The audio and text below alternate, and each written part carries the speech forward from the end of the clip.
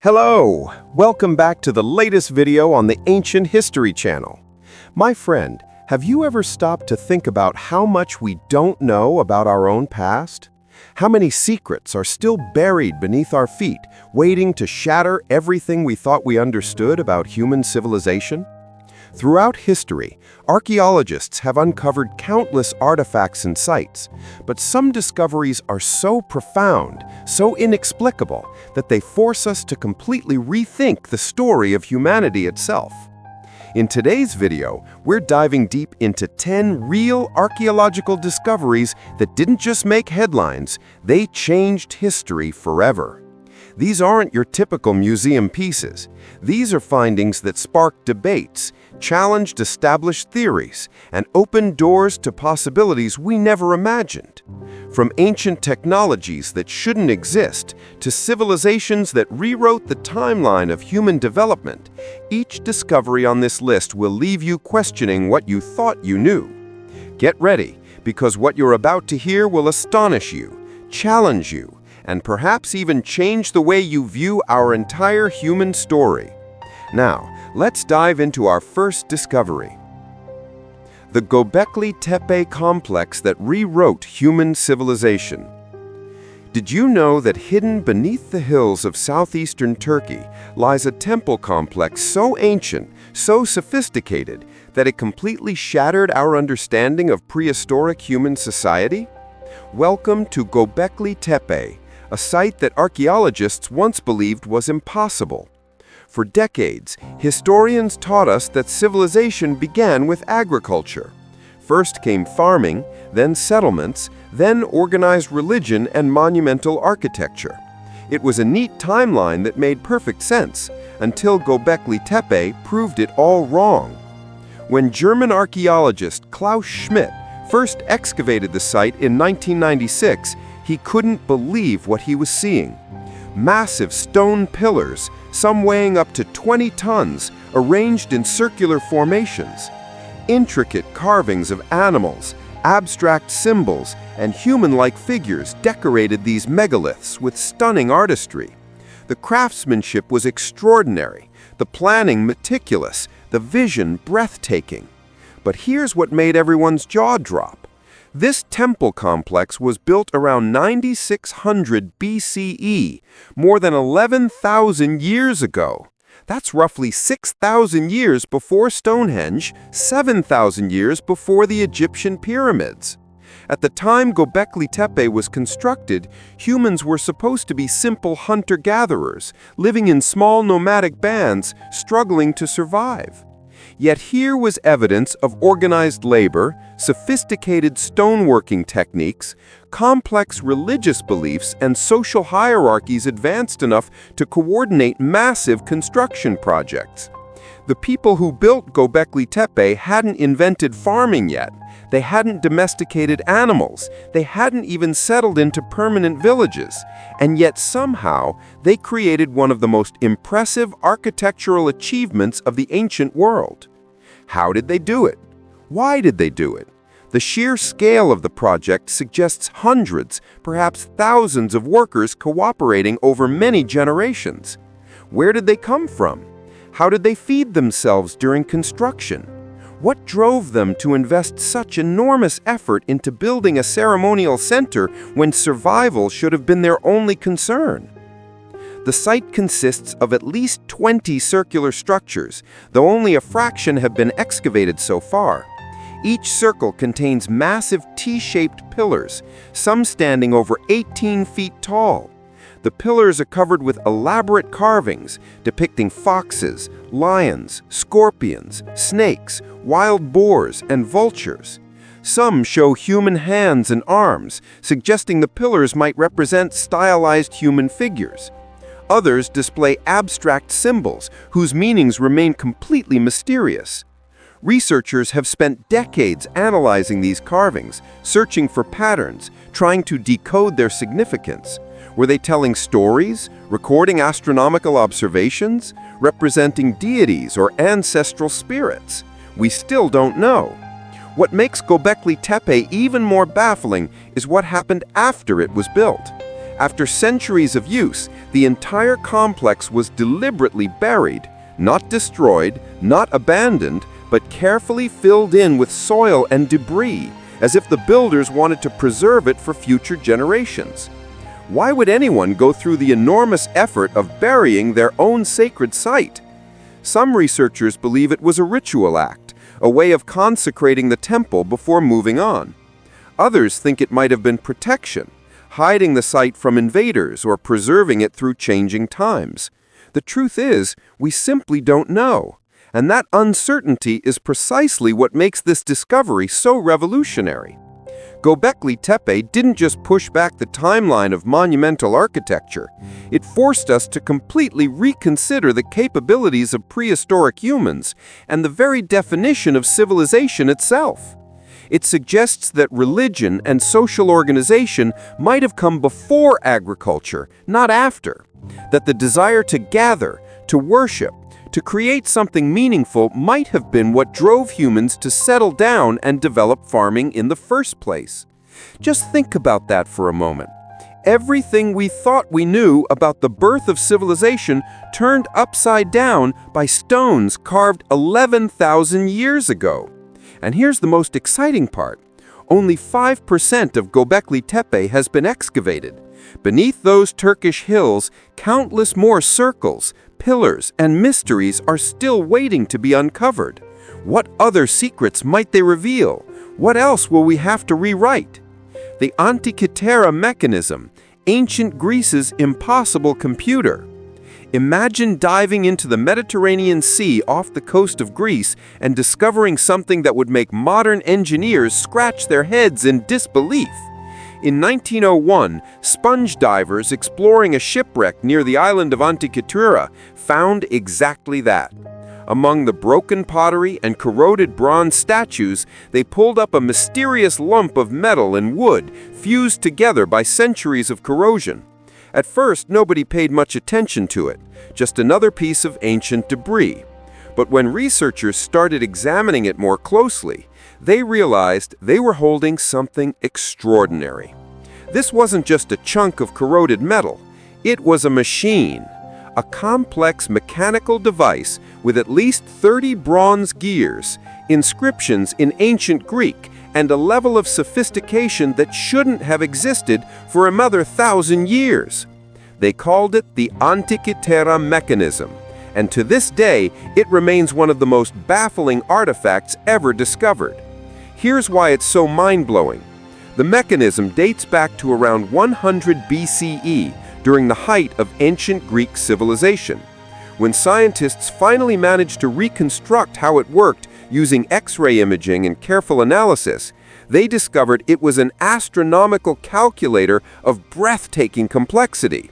Turn a crank on the side, and the gears would move, displaying the positions of the sun, moon, and planets.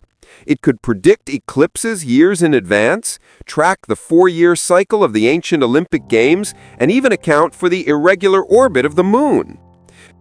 The craftsmanship is stunning. The gears are precisely cut with triangular teeth that reduce friction and increase accuracy.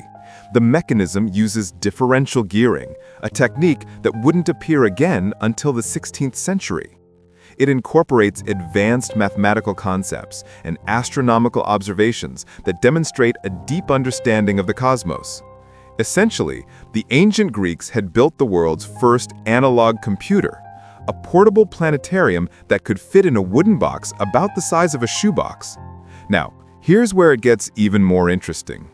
The technology required to build the Antikythera mechanism, the gear-cutting techniques, the metallurgical knowledge, the mathematical understanding, all of it suggests a sophisticated tradition of mechanical engineering in the ancient world.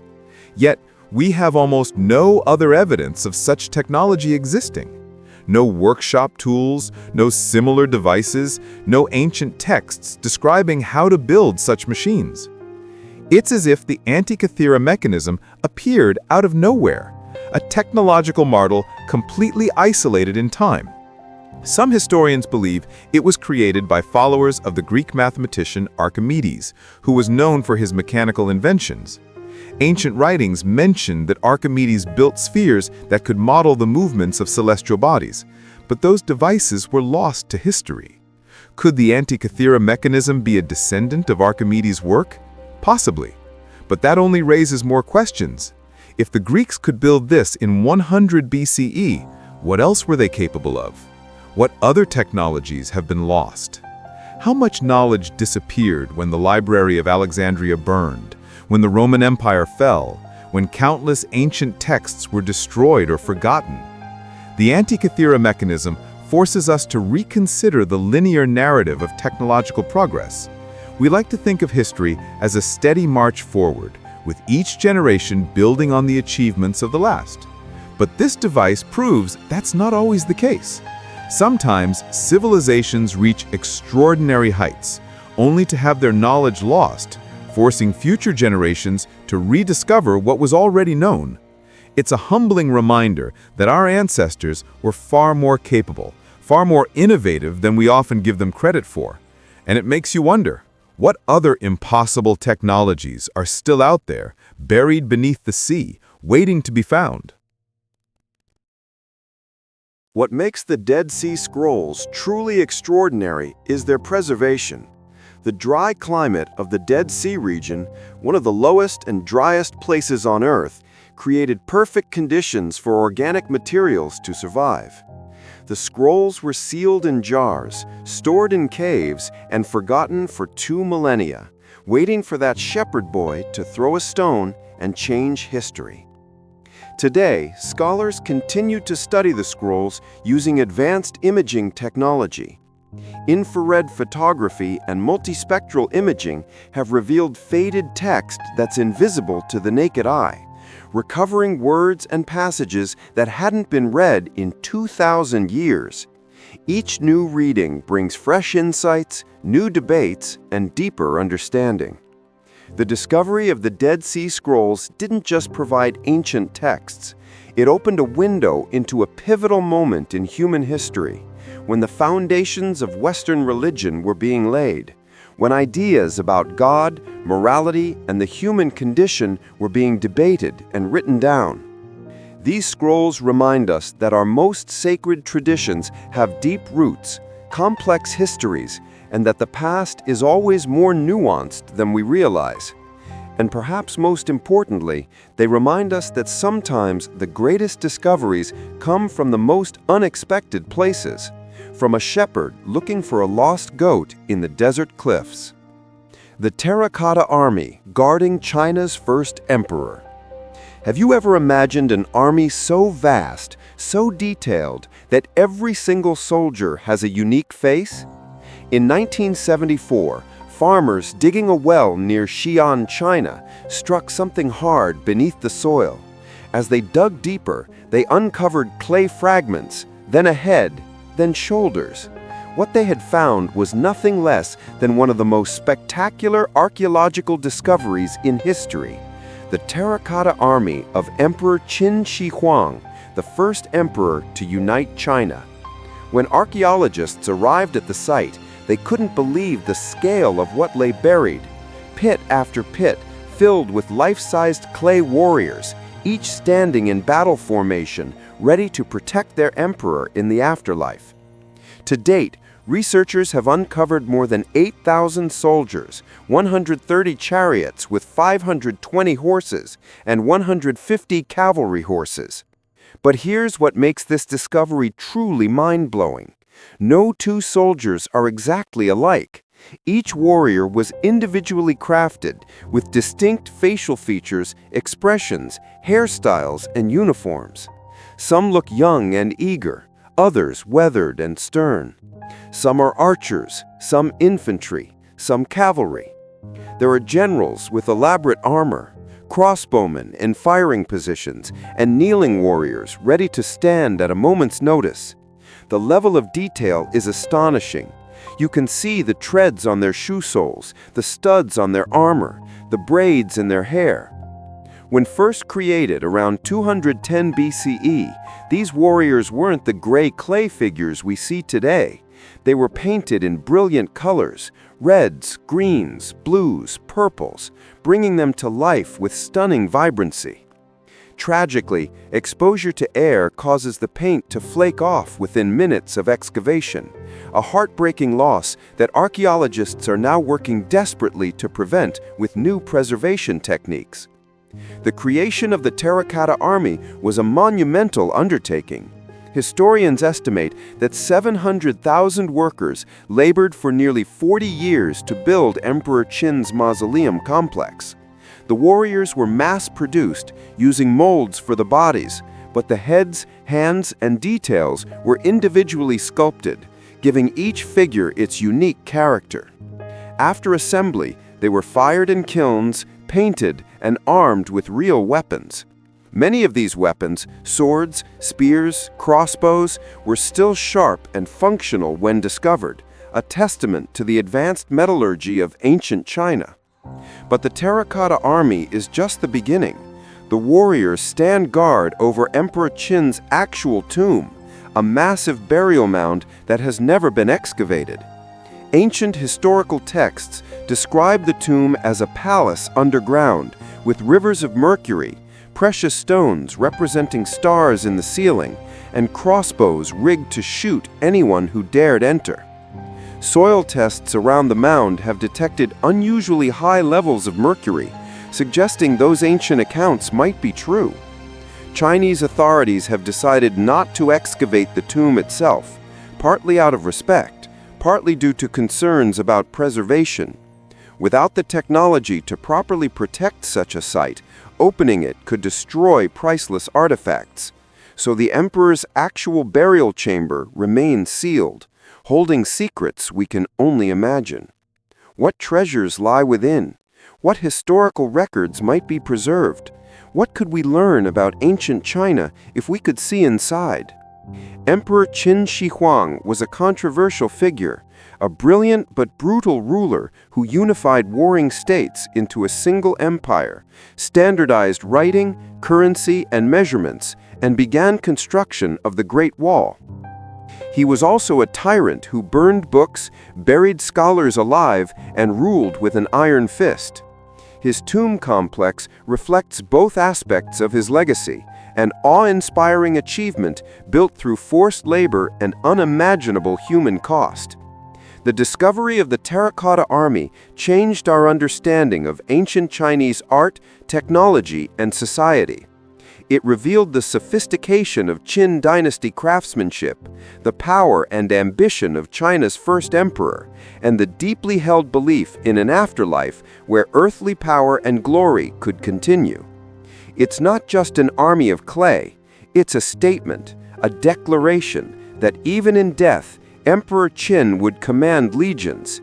And standing before these warriors today, looking into their 2,200-year-old faces, you can't help but feel the weight of that ambition, frozen in clay for eternity. The Rosetta Stone that unlocked ancient Egypt. Imagine trying to understand an entire civilization, but you can't read a single word they wrote. For centuries, that was the frustrating reality for anyone studying ancient Egypt. The walls of temples and tombs were covered in elaborate hieroglyphic inscriptions, beautiful, mysterious, and completely incomprehensible. Scholars knew these symbols held the keys to Egyptian history, religion, and culture, but without a way to translate them, the meaning remained locked away. Then, in 1799, during Napoleon's campaign in Egypt, a French soldier discovered a stone that would change everything. Found near the town of Rosetta, the stone was a fragment of a larger stele, a ceremonial inscription created in 196 BCE. What made it extraordinary was that the same text appeared 3 times, in ancient Greek, in Demotic script, and in hieroglyphics. Finally, scholars had a key, a bilingual inscription that could unlock the secrets of Egyptian writing. But decoding it wouldn't be easy. The race to translate the Rosetta Stone became one of the greatest intellectual challenges of the 19th century. British scholar Thomas Young made important early progress, identifying that some hieroglyphs represented sounds rather than just symbols. But it was French linguist Jean-François Champollion who finally cracked the code in 1822. After years of painstaking work comparing the Greek text with the hieroglyphic symbols, Champollion realized that Egyptian writing was a complex mix of phonetic and ideographic symbols. Some hieroglyphs represented sounds, like letters in an alphabet. Others represented whole words or concepts. The same symbol could be read different ways depending on context, making translation fiendishly difficult. But Champollion's breakthrough opened the floodgates. Suddenly, the entire corpus of Egyptian writing, thousands of years of inscriptions, became readable. Scholars could finally read the names of pharaohs, understand religious texts, decipher administrative records, and piece together the history of one of the world's greatest civilizations. The Rosetta Stone itself is a rather bureaucratic document, a decree issued by priests affirming the rule of 13-year-old Ptolemy V. Not exactly thrilling reading, but its value lies not in its content, but in what it enabled. It gave us the tools to understand ancient Egypt on its own terms, to hear the voices of people who lived thousands of years ago, to see the world through their eyes. Today, archaeologists and linguists continue Champollion's work, using the principles he established to decipher other ancient scripts. Some still resist translation: the Indus Valley script, Linear A from ancient Crete, the writing system of the Olmecs. Each represents another locked door, another civilization waiting to share its story. Will we find more Rosetta Stones, more keys to unlock these mysteries? Perhaps. Or perhaps, like Champollion, we'll crack the codes through brilliant insight, patient scholarship, and a refusal to give up. Either way, the Rosetta Stone reminds us that human knowledge is not lost forever, just waiting to be rediscovered, waiting for someone persistent enough to find the key. Ötzi the Iceman, a 5,300-year-old murder mystery. On September 19, 1991, two German hikers were trekking through the Ötztal Alps on the border between Austria and Italy when they spotted something brown protruding from the ice. At first, they assumed it was the body of an unfortunate mountaineer, perhaps someone who had died recently in a climbing accident. They reported it to authorities, who began the recovery process.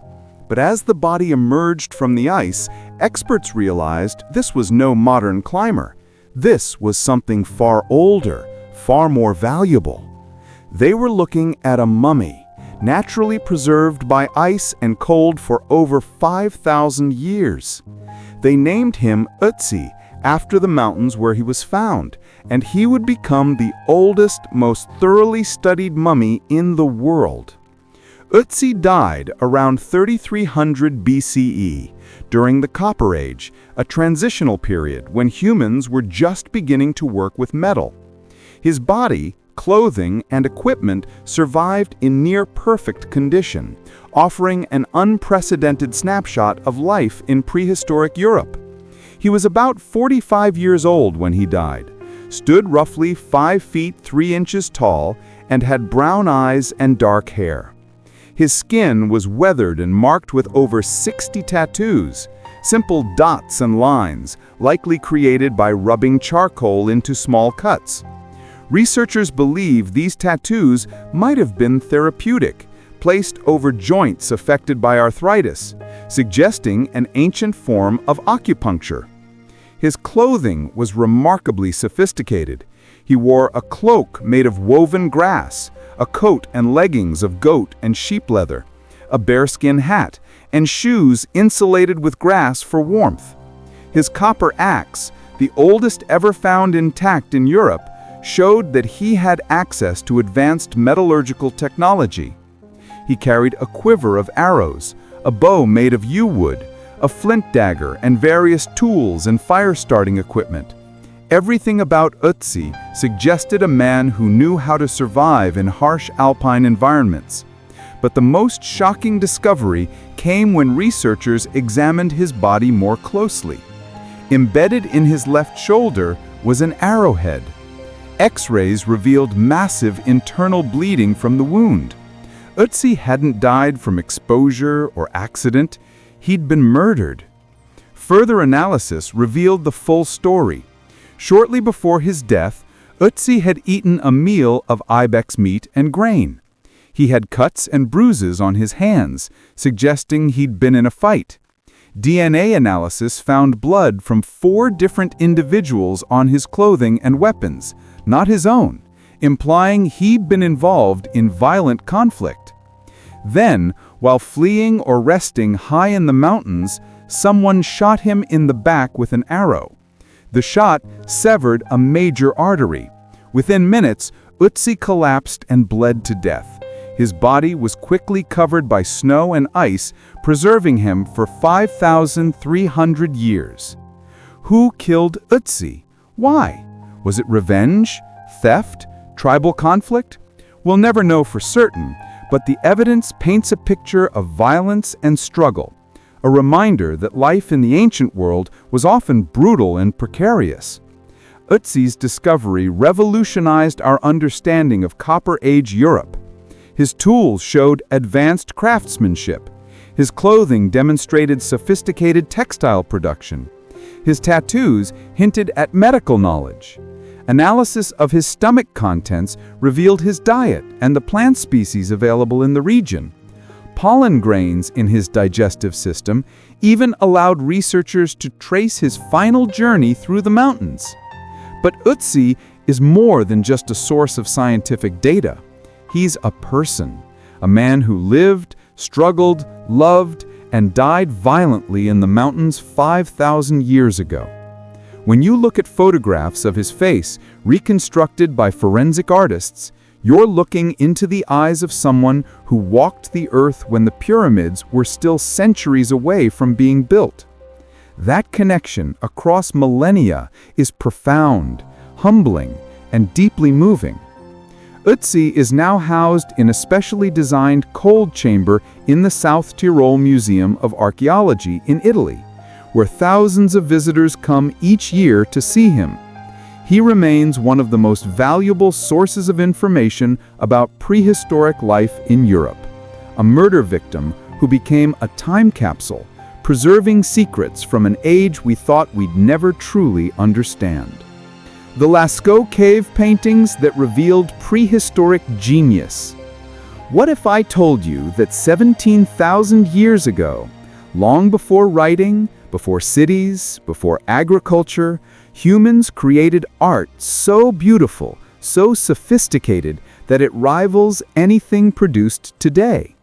In September 1940, 4 teenagers exploring the countryside near Montagnac in southwestern France stumbled upon a hole in the ground. Curiosity drew them inside, and what they found took their breath away. The walls of the cave were covered in paintings, hundreds of images of animals rendered in vivid colors with stunning realism. They had discovered Lascaux, one of the most important Paleolithic cave art sites in the world, a place that would forever change our understanding of prehistoric humans. Lascaux Cave contains over 600 paintings and 1,400 engravings depicting horses, deer, bison, aurochs, and other animals that roamed Ice Age Europe. The artists used charcoal, ochre, and other natural pigments to create images bursting with life and movement. Horses gallop across the walls, bulls charge, deer leap. The sense of motion, the attention to anatomical detail, the confident lines, all of it speaks to artists with deep knowledge of their subjects and extraordinary skill. But what makes Lascaux truly remarkable is what it reveals about the minds of our ancestors. These weren't crude scratches or simple stick figures. This was sophisticated art created by people with imagination, symbolism, and aesthetic sense. The cave's most famous chamber, the Hall of the Bulls, features 4 enormous aurochs, extinct wild cattle, painted in sweeping, powerful strokes. The largest measures over 17 feet long, dominating the chamber with primal force. In another section, a mysterious scene depicts a man with a bird-like head lying beneath a wounded bison. What does it mean? A hunting accident? A shamanic vision? A mythological story? We don't know, and perhaps we never will. But the fact that Paleolithic humans were creating narrative art, images that tell stories or convey symbolic meaning, is profound. It proves that 17,000 years ago, humans were not just surviving, they were thinking abstractly, creating meaning, expressing ideas that transcended the immediate need for food and shelter. Why did they paint in caves? Some researchers believe the caves were sacred spaces used for rituals or ceremonies. The difficulty of accessing some chambers, the presence of handprints and abstract symbols, and the careful selection of images all suggest the caves held special significance. Many think the paintings were part of hunting magic, attempts to ensure successful hunts. Perhaps they were connections to the spirit world, ways of honoring the animals that sustained human life. Or perhaps they were simply art for art's sake, the expression of a fundamental human need to create, to leave a mark, to say, "I was here, I saw this, I made this." Lascaux's preservation is a story in itself. After its discovery, the cave became a tourist sensation. Thousands of visitors flocked to see the paintings, but their breath and body heat created moisture and carbon dioxide, damaging the fragile pigments. Algae and mold began growing on the walls, threatening to destroy the art. In 1963, the French government made the difficult decision to close Lascaux to the public. A replica cave, Lascaux II, was created nearby so people could still experience the paintings without harming the originals. Today, only a handful of specialists are allowed inside the real cave for research purposes only. The original Lascaux remains